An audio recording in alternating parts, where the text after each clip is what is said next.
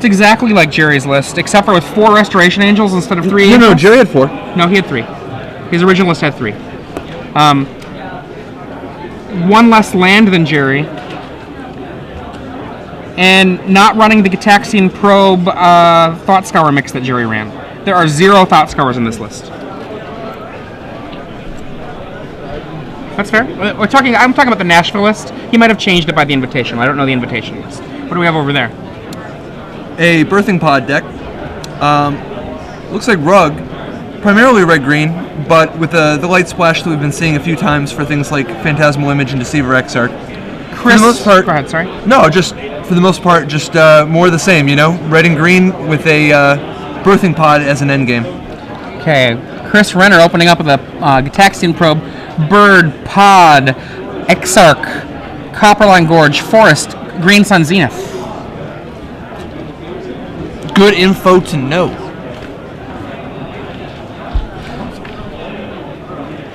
Seachrome Coast starting it off. Copperline Gorge, Bird of Paradise. Now, as we've talked before, there's 2 very different types of games for these green decks when they have the Mana Accelerator versus when they don't. So much of Standard right now is very tempo based, and who can get an advantage? Who can get an advantage to? Because so often people will keep doing things that, basically it's lots of different types of Mana Wars where people are doing something and doing something else at the same time. Strangleroot Geist joins Josh Glantzman's hand. We see this from a Snapcaster on the Probe. Now, interestingly, he's already down to 16 life, right? Oh no, he did pay the blue on turn 1, so he's down to 18. Are we going to see a Green Sun Zenith for a Strangleroot Geist just to save the mana, or is he going to save it for the potential of finding Daybreak Ranger later on? Oh, he does drop the Birthing Pod, just to sneak it into play. This makes next turn pretty dangerous. If you can drop Strangleroot Geist and then immediately sacrifice it, go find a Daybreak Ranger. I mean, actually, if he's got another mana, he could even conceivably get up to a 4-drop next turn by untapping the. I mean, he can sacrifice the Strangleroot Geist, go get a Borderland Ranger, play the land. No, Dismember. That takes care of that, though. He still has, if he has a land, he still has Strangleroot Geist. Oh yeah, he still has the Strangleroot Geist, but he does not have the kind of go offish with 5 mana, lay the Exarch after potting, etc. So does he just not have another land? Interesting. He does not. That appears to be the story. He better hope that there's not a Gut Shot, Vapor Snag, a Snapcaster Mage. So I don't know. I think you don't play the bird there. I think you're supposed to play the Strangleroot Geist. Come on in for 2, and then have the Geist on the table. Yeah, or even stay home. Either way, you can just play the Strangleroot Geist. And ensure that next turn you can make a Borderland Ranger. And then look at that. There we have the exact thing we were talking about, the Snapcaster for this member to get rid of that bird. And now Chris has taken a lot of damage from himself. A grand total of 12 from himself. So, Strangleroot Geist. No, Green Suns still for trying 1. to get a Birds of Paradise. Huh. Like, don't you just want the Strangleroot Geist to block with right here? At this point, I think you've moved to the position where you're looking at that block, and then after combat, using the Birthing Pod to go get that Borderland Ranger you're talking about, and then, yeah. Wow, so 2 Snapcaster Mages and a Delver of Secrets, and if this thing flips, I mean, Josh is on a 2-turn clock. Don't know if he's got this kind of time. His only life gain, the Huntmasters, so he can't afford to fall too far behind. The one big trump that he does have is that he has a Bonfire in his hand. Oh. So I think he was kind of hoping that the Delver wouldn't flip and he could just go Bonfire for 1 and take out everything. Now that plan's going to have to be delayed by at least a little bit, and Chris is also untapped. Yep. There's 7. Wow. Half of your life total. If Chris has a mana leak here, this is game over right now.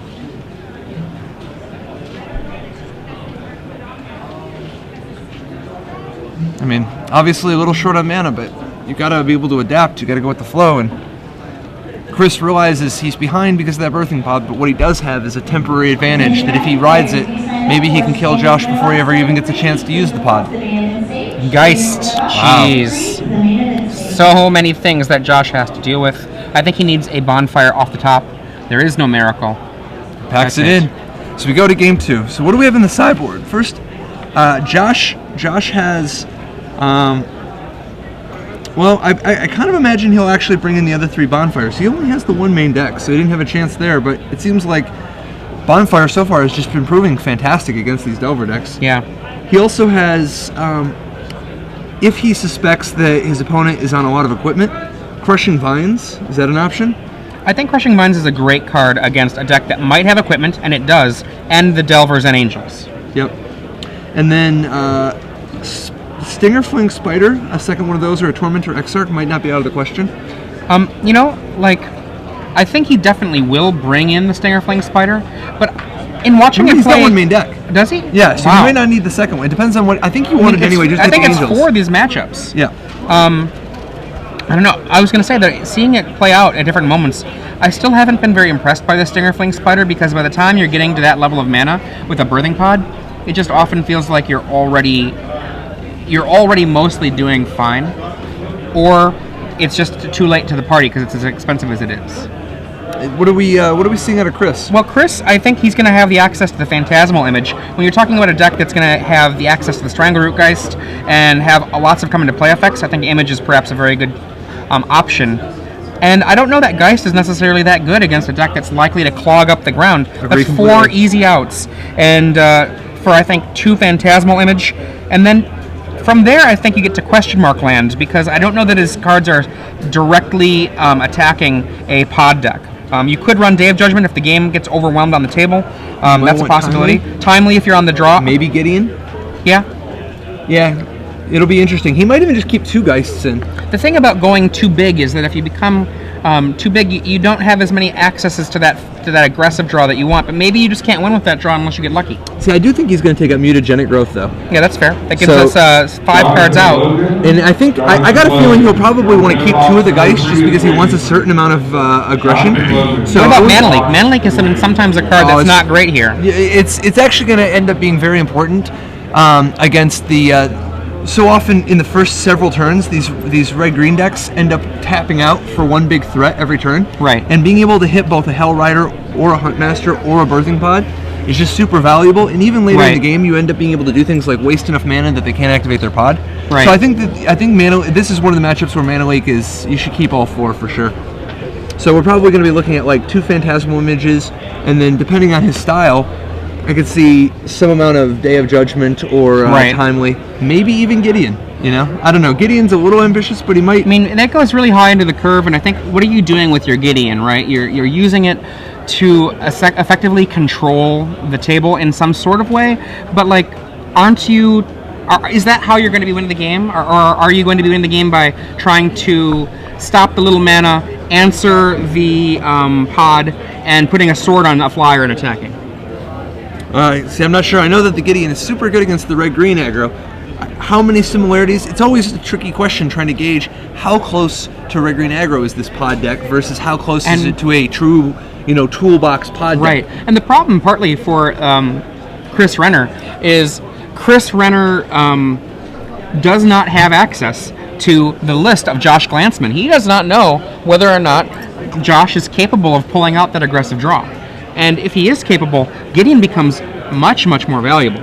And if he is not so capable, then it's not necessarily a great part of what you're doing. Right, like if you're going to lose trying to go big anyway, why bother? Right, like you don't want Gideon if your opponent's ramping up to like lots of 6s and stuff. However, if your opponent is just using a pod chain to complement a really aggressive stream of Strangleroot Geists and copies of Strangleroot Geists, then Gideon can buy you a huge amount of time. Josh opening up with Hinterland Herber and a Ponder from Chris Renner. I think Chris, any game that he's not behind a bird, he's happy, Now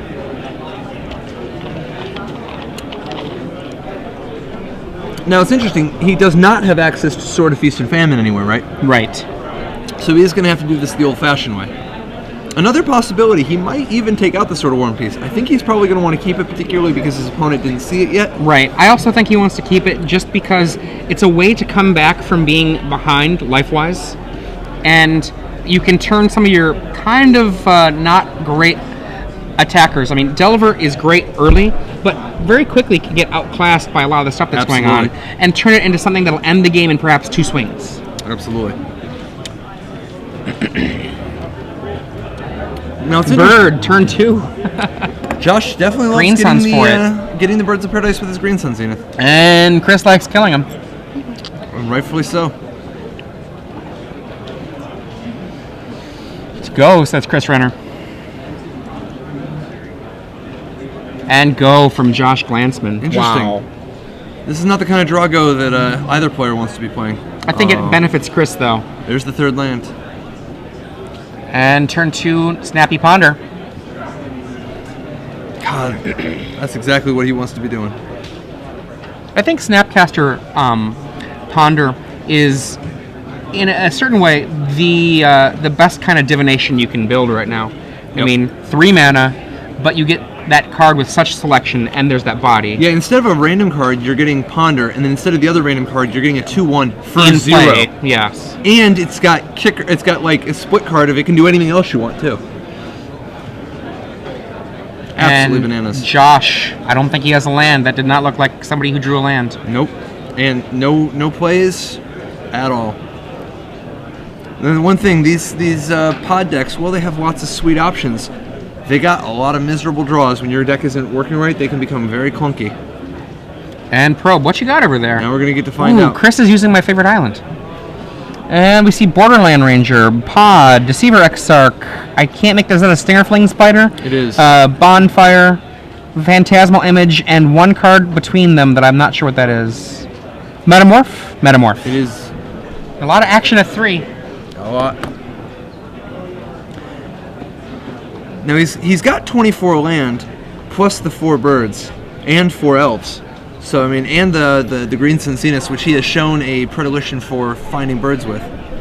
So it's not like he's not doing his part. One of the things that I think is really dangerous about all of these, let's call them Birds of Paradise decks. Yes. Every variety of them is the real threat that Gutshot Snapcaster Mage will just destroy your early game. Absolutely. Absolutely. What do you think about the choice for a lot of these rug pod decks to not play Cavernous Souls? I realize they have the ones that have a toolbox have a lot of creature types, but sometimes just having a Tendo Ice Bridge in your deck goes a long way, you know? If you can somehow, I would have to work the mana on any particular deck, but run 2 of them.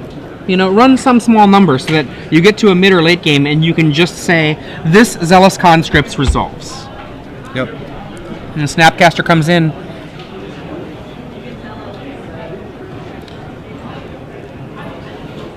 Josh really needs a land. And Looks for that miracle land. And he sees there it is. That is Cool exactly Calm. the land that he would want, too. Yep. Debating his options. Bonfire for 1. Not unreasonable. I predict this will not work. You're seeing a leak or a snag in the future. A leak. I mean, heck, Chris might just say whatever and rebuild. But Snag's no, the snag it Snapcaster. is.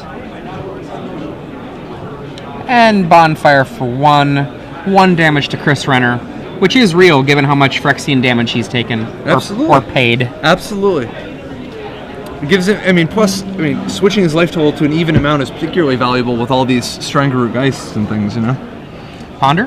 Gitaxian Probe for mana. Absolutely. Oh, wow. Mixed islands. Got an Ice Age island there alongside that Urza's island. Oh, the Cornucopia. And Josh hoping for even more land, but he still has tons of 3-drops here. Borderland Ranger? Is it going to be visited by, or followed perhaps by a bird? Borderland Ranger, does it work? Yes. So he's starting to mount the comeback. And that's a natural draw in 1 of. There are 4 Llanowar Elves, and let's see, how many Birds of Paradise? 4 Birds of Paradise. He's got 8 of the common accelerators here. Does he have one of them in his hand? No. It's interesting that he would choose a 4th green mana instead of a 2nd red in case he draws Hell Rider or Inferno Titan. But a good point. And in comes the freshly cast Angel from the clouds. It doesn't have to ambush anything. It can just put a clock on the table. Sometimes you just want to get busy. 5 mana, is this Gideon? It is. Oh, God. Very right effective now, from this position. What I think Josh needs right now is a birthing pod. I don't know if there's much else that he can get going on this 4 mana, or even if he draws a land for a 5th mana. Zealous Conscript isn't the worst, right? Like, Zealous Conscript doesn't quite kill Gideon, but it knocks it pretty low, and... that Delver chain makes that, that's joined the Gideon, makes the conscripts not quite get there. Yeah, at least he'd have to chump with the Delver. Right. But at least you're not Gideon to 3. And all of that is just theoretical, though, because there is no 5th mana for Josh Glantzman. And he does have birthing pods for days, though. I see a small earthquake happening here in Detroit. Oh, okay, look, it has stopped. Josh needs to mount something. He's got a very, very overwhelming table from Chris Renner facing him. Phantasmal Image on the Ranger. Yep. Does that work? You're tapped out. Oh, on the Angel, flashing. That's much better. Flashing the Ranger. Excellent play. Getting the mountain. Or an island. And that island, perhaps he has a Deceiver Exarch. He's got a Metamorph in hand, we know that. But he just needs 3 mana for that. What a maniac. He does not want the second red. He has no double blue cards. He just likes playing with, keeping it interesting.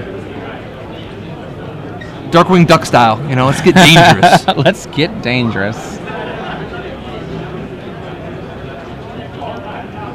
No, I think he needs the blue because he wants to cast the Deceiver. Deceiver Exarch, yeah.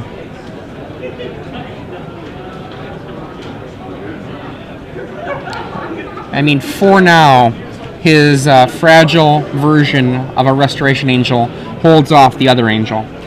But a 6/6 would be problematic, so an Exarch, just pausing that for a moment, has real value. Well, he's got to be careful, because if he turns it into a 6/6, he knows that he's facing a Deceiver. The Deceiver can tap something, and that's 6 power for attacking back to kill Gideon. So, Gideon will probably just continue to +2, because creatures attack Gideon, that's what they do. Yeah, Gideon is the best upgrade to Natural Spring one could imagine.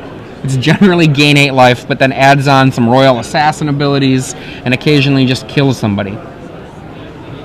I don't know if most people realize that Natural Spring is the metric, but like Beacon of Destruction, I do think that if they... No, because Natural Spring provides a nice baseline, though, because it was, the first card where it's like, is there an amount of life gain you would pay 5 mana for? At the time? Sometimes, yeah. Yeah, at the time. Absolutely. And the reason I say that metric is that when you're playing against Gideon and you're an aggressive deck, a lot of times Gideon is just gain 8 life, and then if you're lucky, even more life. And you don't have to get that lucky to make it even more.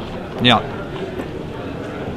The sheer wind that it takes out of an aggressive deck sails can be just devastating. I know that Patrick Sullivan and I have long talked about how Gideon was one of the scariest cards we could see against a red deck, and that included Core Firewalker.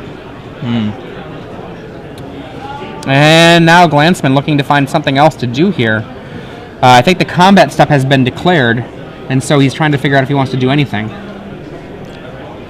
He says no, so in for 3.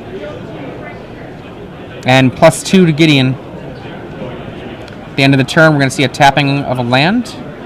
Now, how did the Phantasmal Image Restoration Angel die? It died from a Snapcaster on Gutshot. Ah, okay. 10 life for Chris Renner. But, I mean, it might as well be 18 right now because of that Gideon. Attention Magic players, this is the last call to pre-register for tomorrow's Legacy Open. If you'd like to get a little bit of extra sleep tomorrow and take care of being registered tonight, please come see me immediately. So still a little light on mana, but as we saw, he can do one thing a turn. All he has to do is decide what it is. Mana leak, though, would be devastating. One of the things that distincts a card like Mana Leak from a card like, let's say, Duress, right? Yep. Is that the act of your opponent taking the time to do something is a real cost to your opponent. Absolutely. And in comes these 3 points of damage to the Gideon. Can you imagine a duress where It said tap your opponent for the mana later on. Like if your opponent didn't know what you took, Oh, interesting. and then if they just try to play it, it didn't work. Huh. So you like write down the card? I took a card. That's interesting, actually. We have a block there from the Snapcaster on the Borderland Ranger, and a Stinger Fling. Does it resolve? It does. Dead Angel. He's making good progress here, inching his way back in. Unfortunately for him, he only has 3 power worth of creatures on the table, and a Gideon can attack him twice to kill him. I mean, Chris is at 10. So we're probably going to see. You know, I mean, Is that a colorless land in Chris's play? Is that a Moorland Haunt? I think it's a Ghost Quarter that he boarded in. Oh, okay. Okay, yeah. Did not see that in the main. You're right. That is that is a quarter. Interesting. So now I think actually Josh is in a pretty good spot here. He's been under a lot of pressure, but at this point, every turn he's pulling ahead. Timely. Oh, well, that helps a lot. That's a lot of blockers. It's a lot of life. It's a lot of potential attackers. Timely, another card that just makes aggressive tilted decks very unhappy. Now, I mean, are we going to see a Huntmaster, like a Green Sun Zenith for 4 to find Huntmaster next turn? Well, it feels like right now, how do we want to put it? That Chris is basically open to whatever Josh is going to play. Well, I don't think that Chris has any counter magic going on right now. He murders that Deceiver Exarch with Gideon, but I think that Chris is sitting on no counters and just open to whatever Josh does. Josh can just... Aren't we just going to see a Birthing Pod and sacrifice the Spider to get Inferno Titan? That would be okay.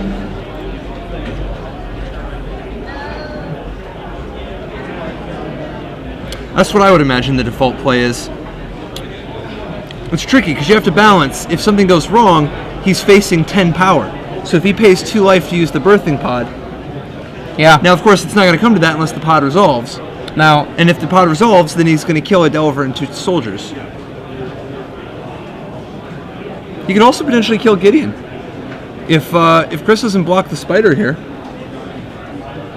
You know? Let's see where he makes his play. Land. Okay, that means he does not have to pay 2 life. The question is, he might pay the 2 life just to make sure he gets around Mana Leak, which is probably not in Chris's hand, but could be. He'll be already dead by then.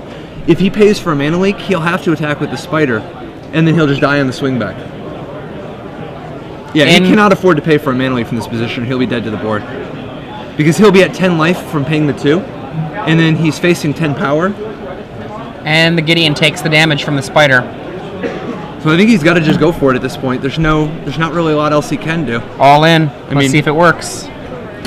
Plus, even if it gets countered, if he has a 2-drop, I don't think he has a Stringer Geist, but if he did, wow, he pays. He does have a Deceiver Exarch in his hand. Huh. So he could survive this turn by, if that Birthing Pod does not resolve. Yeah, if it gets Mana Leak, just don't pay. Yeah, just don't pay and lay that Exarch and tap down Gideon. Yep. So I think it resolves though, which would mean Divine Offering. Oh, he didn't attack first. He was supposed to attack first. He did attack first. He cast the Birthing Pod afterwards. Why did... Oh, did Josh just pass the turn without using the Birthing Pod? I think so. That seems... insane. Oh, does he have the Inferno Titan in his hand? Did he side it out? Maybe he that seems like I can't imagine you would want to sideboard it out. I mean, maybe he was thinking to himself, I'll do the Inferno Titan next turn, and this turn I will use Deceiver Exarch to stop the Gideon. Huh. Which seems like an unnecessary way to handle things, since you could get an Inferno Titan and just kill the Gideon.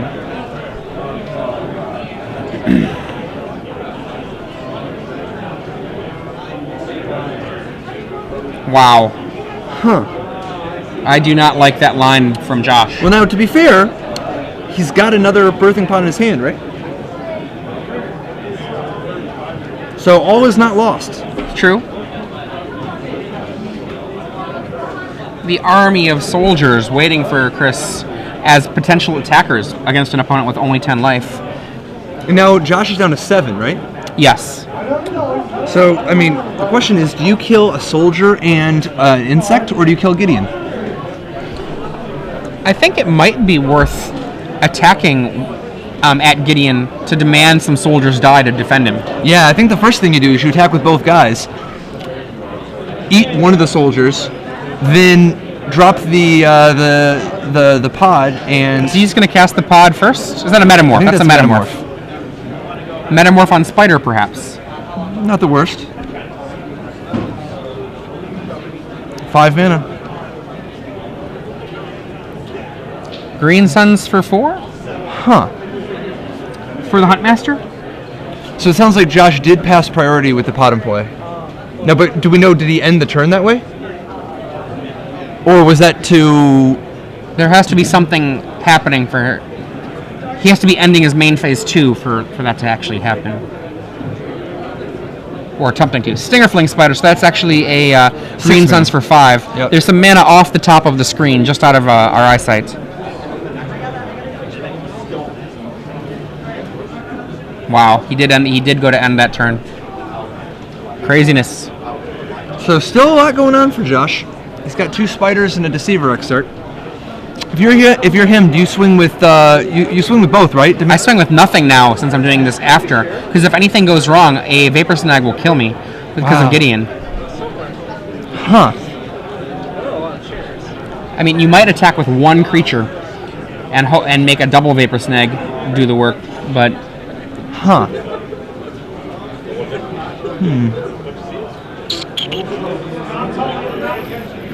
Yeah, he still has a Birthing Pot in his hand. He has to have sideboarded out Inferno Titan. But it seems crazy to board out the Inferno Titan in this matchup. Yeah, I don't know. I mean, I like Inferno Titan I love in it. a deck that can use a pod. I like it and everything. I mean, this is... Generally, Inferno Titan is just fantastic right now because of its abilities against all these one-toughness creatures. I mean, he is not a Cavern of Souls deck, so without Cavern, Inferno Titan is a little bit worse because you might have to cast it, but that's a pretty small price to pay to have it in your deck. Plus, the Mana Leagues are going to be overworked anyway. I mean, Mana League is going to be a gold A+ anyway.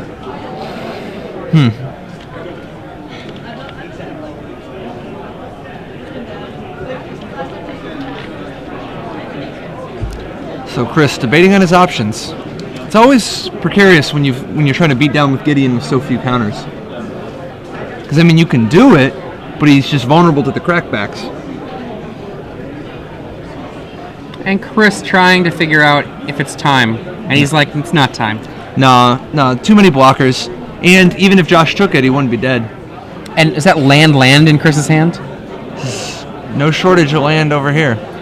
But he did board in the Ghost Quarter, so it's not like he doesn't deserve it. I'm not positive why he boarded in the Ghost Quarter, though. I think maybe he was going up the chain to double Gideon, but that's the end of his up the chain. And he's like, oh, I'm up the chain, I better bring in my mana. I mean, at this point, don't you just Ghost Quarter yourself to thin your deck? Times are tough. He's got to get something going. I'm not sure how many land he has in play right now. 1, 2, 3, 4, 8. 2 in hand is 10. That is almost half of his mana in his deck. I see 1, 2, 3, 4, 7, 12, 14. So 46 cards left. So we're going to see one soldier block a Spider Flings. Is that right? And then just Gideon take 3? Boom. That looks like the right plan, or the correct call. Down to 2. So Josh, once again, facing certain doom. Pod. Wow. There it is. And activation. Not passing.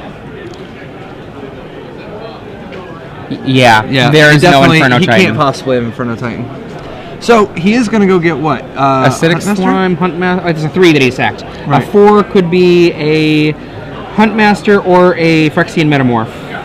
Now it's interesting. If he would have just gone and got the Hell Rider, he could have done a bunch of damage to Gideon right out the gate. It would have been enough to demand more soldiers block.